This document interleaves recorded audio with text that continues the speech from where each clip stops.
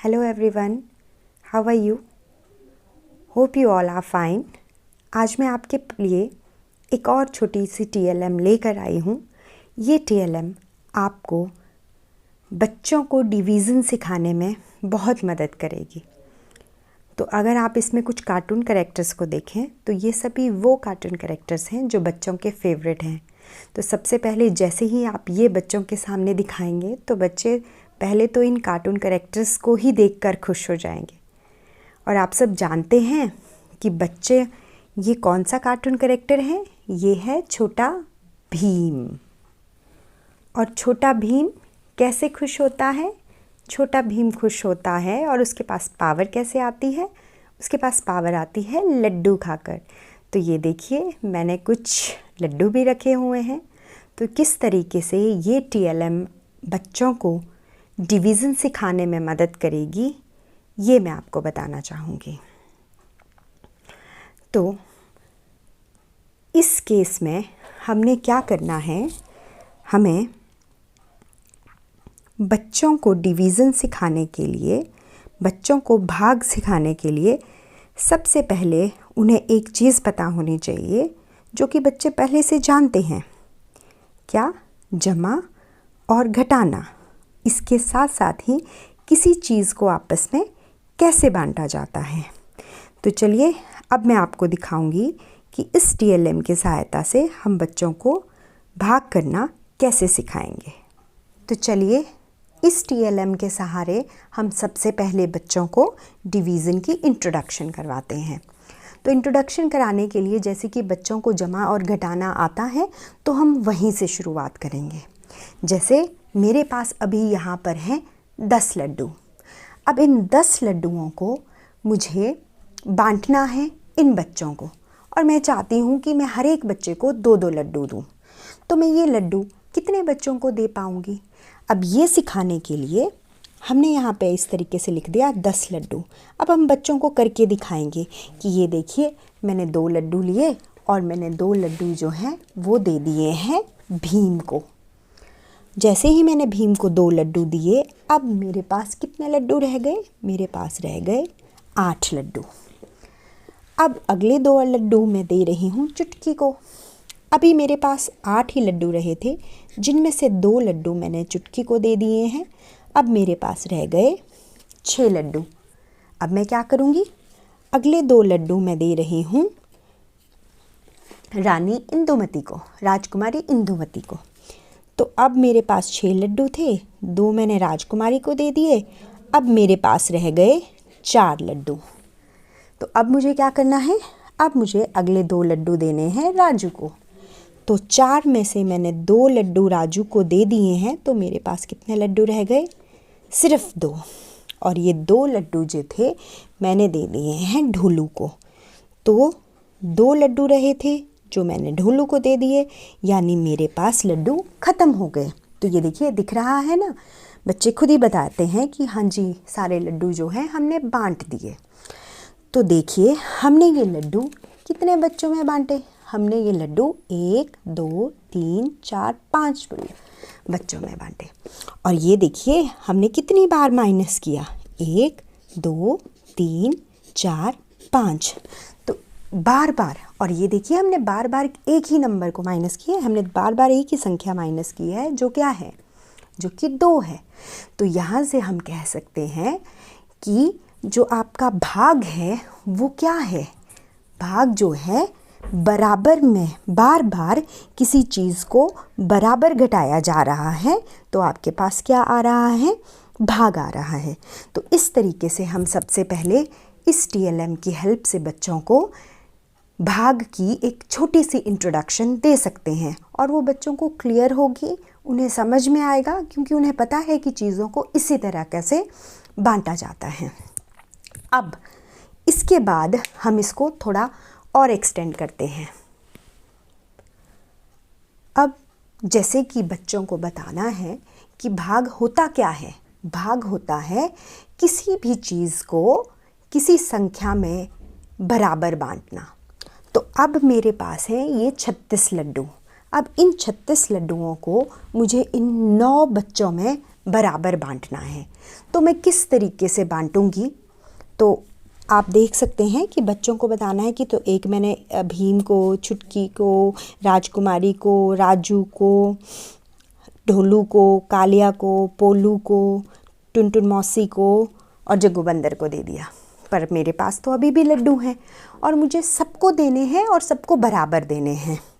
मैं फिर से एक एक लड्डू जो है सबको देती जाऊंगी इस तरीके से, जैसे मैंने सबको दे दिए। पर ये क्या, अभी भी तो मेरे लड्डू ख़त्म नहीं हुए। अब मैं क्या करूं?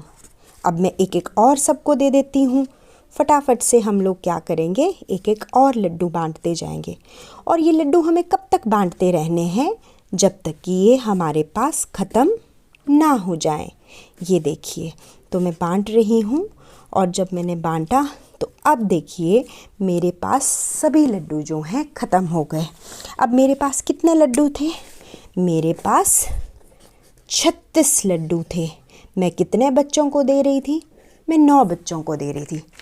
तो ये दो चीज़ें तो हमें पहले से ही पता थी, 36 लड्डू और 9 बच्चे। अब हमने ये देखना है कि जब हमने 36 लड्डुओं को 9 बच्चों में बांटा, बांटने का मतलब है हमने भाग किया, तो जो हमारा उत्तर है वो क्या होगा? हमारा उत्तर होगा कि हर एक बच्चे को कितने लड्डू मिले, ये बराबर होने चाहिए। तो ये देखें आप, भीम 4, चुटकी 4, हर एक के अगर हम पास देखें तो हर एक के पास 4-4 ही लड्डू हैं। ठीक है, तो इसका मतलब हमारा उत्तर आ गया 4। तो यहाँ से हम लोग कुछ और रिज़ल्ट निकालते हैं।